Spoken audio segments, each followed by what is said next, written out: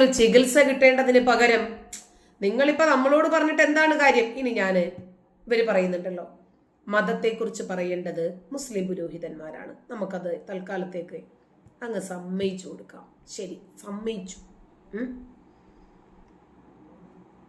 Social media ഉപയോഗിക്കുന്ന നോമ്പുകാരൊക്കെ ശ്രദ്ധിച്ചു കേട്ടോ, അതൊക്കെ ഹറാമാണേ. ഇതൊന്നും പാടില്ലാത്ത സംഗതിയാണ് കേട്ടോ, വളരെ മോശമാണ് നിങ്ങൾ ഈ സോഷ്യൽ മീഡിയയിൽ വരുന്നത്. ഇനിയും നമ്മുടെ ജ്യൂസ് മൗലവിയെ എല്ലാവർക്കും നല്ല പരിചയമുണ്ടല്ലോ. ശരി, ജ്യൂസ് മൗലവി പറയട്ടെ. പറ മൗലവി. ബദരീങ്ങളെ സഹായം ആർക്ക് വേണ്ട? യാ അയ്യുഹൻ നബിയു ഹസ്ബുക്കല്ലാഹ്. ആര് മതി റസൂലുള്ളാഹിക്ക്? അല്ലാഹു മതിയില്ലേ? പിന്നെന്തേ നാലോനെ കാണിച്ചല്ലോ. അപ്പൊ ഒരു ഷറഫ് നബിക്കവരാവും. ഇസ്ലാമില് വളരെ പ്രശസ്തമായിട്ടൊരു യുദ്ധമുണ്ട്, ബദർ യുദ്ധം, കൊള്ളയടിയ. അപ്പോ ഈ ബദർ യുദ്ധത്തിൽ മരിച്ച ആളുകളാണ് ബദരീങ്ങൾ എന്ന് പറയുന്നത്. നബിയുടെ കൂടെ യുദ്ധം ചെയ്ത ആളുകളൊക്കെ ദാ ഇവിടെ കൊയിലാണ്ടിക്കടുത്ത് കൊല്ലത്ത് മരിച്ചിട്ടുണ്ട്, പാറപ്പള്ളിയിൽ മരിച്ചിട്ടുണ്ടെന്ന് പറഞ്ഞിട്ട് ബോർഡൊക്കെ ഉണ്ട്.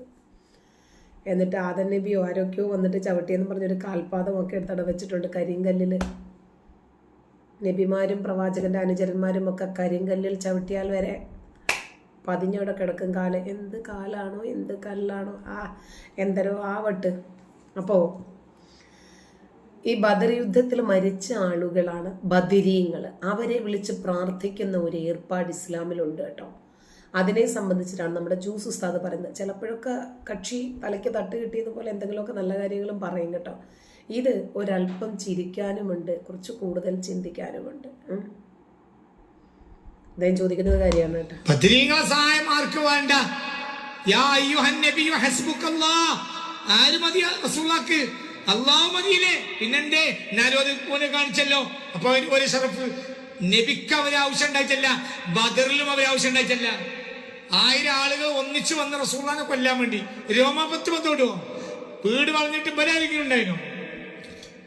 അത് പറയണ ആദ്യം പറയും. ബദരീങ്ങളെ തിന്ന് മുണിങ്ങിയാ പോരല്ലോ എത്തുമണി പറഞ്ഞു. ബദരീങ്ങളെ തിന്ന് മുണിങ്ങിയാ പോരല്ലോ എത്തുമണി പറഞ്ഞു. ഇവരാരെങ്കിലും വന്നിരുന്നടോ? ബദർ ഇപ്പോഴല്ലേ ഉണ്ടായത്? മദീനയിലേക്ക് പോകുന്നതിന്റെ തലേരാത്രി വീട് വളഞ്ഞ് ഊരിപ്പിടിച്ച മൂർച്ചുള്ള കടാരയുമായി ഈ ബദരീങ്ങൾ ഉണ്ടായിരുന്നപ്പോ ആരെ രക്ഷപ്പെടുത്തിയേ? മധു മുഹമ്മദ് നബി ഇന്ന് ജീവിച്ചിരുന്നെങ്കിൽ സൗദിയിലല്ലേ തീർന്നിട്ടുണ്ടാവുമായിരുന്നു.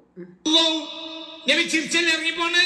പിന്നെ പേര് നല്ലൊരു പറഞ്ഞല്ലോ, നല്ലൊരു വന്നല്ലോ, അപ്പോൾ മാത്രം അല്ല ആവശ്യം ഉണ്ടായിട്ടില്ല. നിങ്ങൾ എന്റെ കൂടെ അല്ല. വീട് വളയ ഒരു മനുഷ്യനെ നട്ടപ്പാതിരക്ക്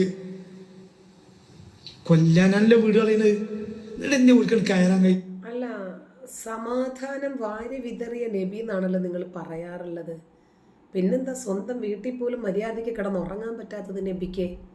മൂത്രമൊഴിക്കാൻ പോലും ടിയാന് പുറത്തിറങ്ങാൻ പറ്റിയിരുന്നില്ല. ബക്കറ്റിനകത്ത് മൂത്രമൊഴിച്ച് ആയിഷയുടെ കട്ടിൻ്റെ അടിയിൽ വെക്കാറായിരുന്നു പതിവ്. പുറത്തിറങ്ങിയ ആളുകൾ തലയെടുത്തുകൊണ്ട് പോകും. അത്രയ്ക്ക് സമാധാനമാണ് കക്ഷി വാരി വിതറിയത്. ശരി, കയറാൻ കഴിയൂല. അതാര് സംരക്ഷിക്കുന്ന വ്യക്തിയാണ്? അല്ലാഹു. അത്ര പ്രശ്നം ഇവിടെ ഇല്ല, അതറിയില്ല. അതുകൊണ്ടാണ് അലി റളിയല്ലാഹുവിന്റെ പ്രത്യേകത.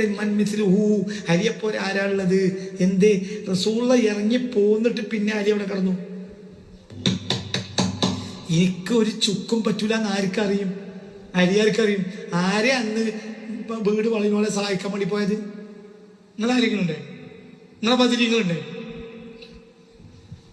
നിങ്ങൾ വലിയ കൂട്ടരായി പറയാൻ ബദരീങ്ങളുണ്ടായിരുന്നു അന്ന്?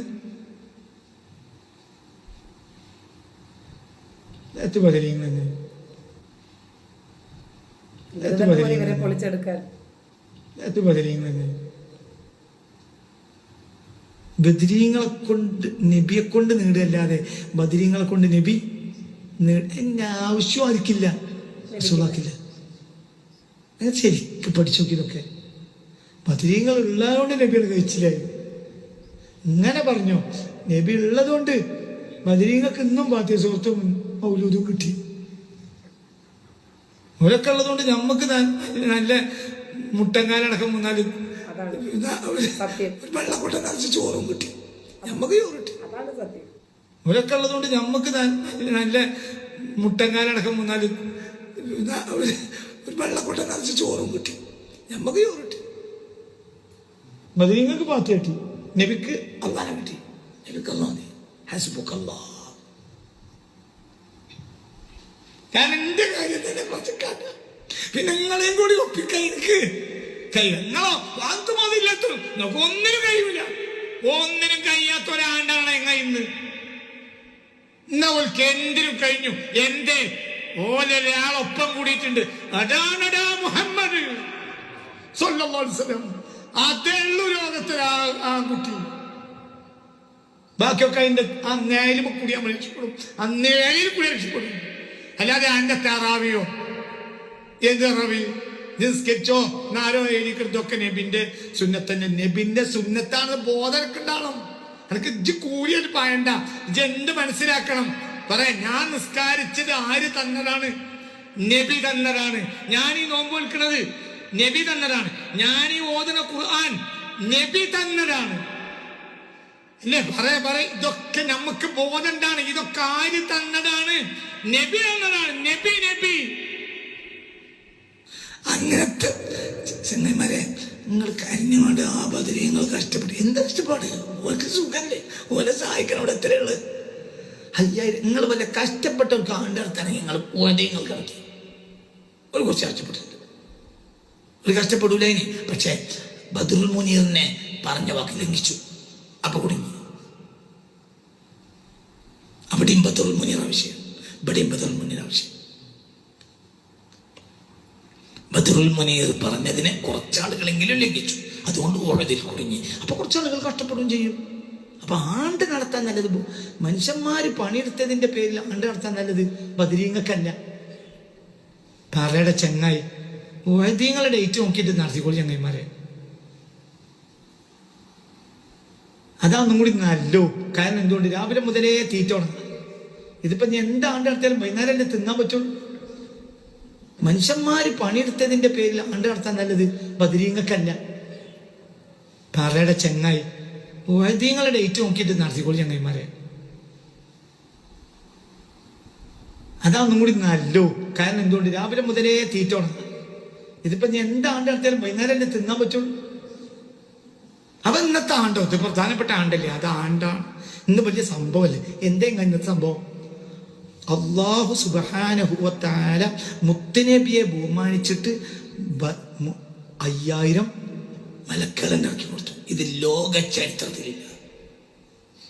ഒരു മലക്ക് ഇറക്കി കൊടുക്കില്ല, ഒറ്റ മലക്കിന്. പിന്നെ 5000 ഒരു ഒറ്റ മലക്കിന് ഇറക്കി കൊടുക്കില്ല. ഇവര് തന്നെ മതി കേട്ടോ ഇവരെ പൊളിച്ചടുക്കാൻ. എന്തെന്നറിയോ?